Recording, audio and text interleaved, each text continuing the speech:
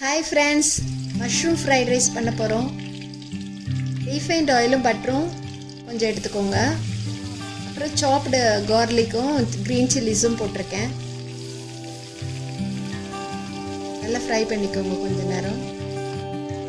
Onion போடுறேன். Onion கொஞ்சம் போட்டு ஃப்ரை பண்ணிக்கோங்க.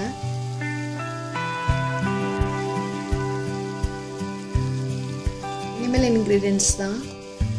ஹோம்மேட்னால எந்த அஜினமோட்டோ அது எதுவும் கிடையாது. கேரட்டும் கேபேஜும் கட் பண்ணி வச்சுருக்கேன். அந்த இதுவும் போடுறேன், வெஜிடபிள்ஸும் போடுறேன்.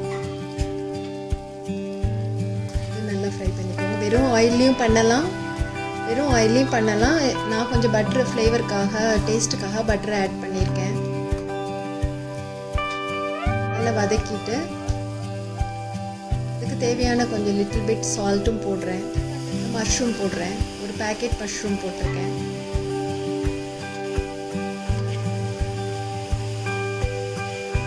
நான் இதோட குவான்டிட்டி என்னன்னா 3 மெம்பர்ஸ் சாப்பிட்ற மாதிரி போட்டிருக்கேன். வெஜிடபிள் மஷ்ரூமுக்கு தேவையான சால்ட்டும் போட்டிருக்கேன்.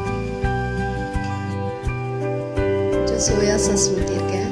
இதில் கொஞ்சம் ஊற்றுறேன். ரைஸில் தான் ஆக்சுவலாக ஊற்றணும். நான் இந்த வெஜிடபிள்ஸ்க்காக கொஞ்சம் சேர்த்துருக்கேன். ரைஸ்லேயும் கொஞ்சம் சேர்த்துருக்கேன்.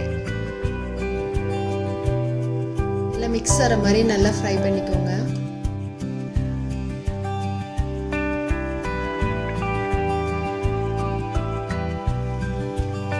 பாஸ்மதி ரைஸ் பண்ணி எடுத்து வச்சுருக்கேன்.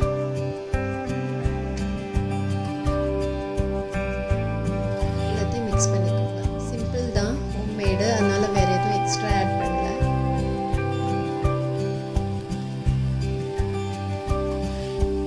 ரைஸ்க்கும் கொஞ்சம் சால்ட் சேர்த்துருக்கேன். ஃபைனலாக கொஞ்சம் பெப்பர் கிரைண்ட் பண்ணி வச்சுருக்கேன். நல்லா நான் ஸ்ப்ரிங்கிள் பண்ணிடுறேன். தேவையான கூட நீங்கள் ஆட் பண்ணிக்கலாம். சிம்பிளாக நல்லாயிருக்கும்.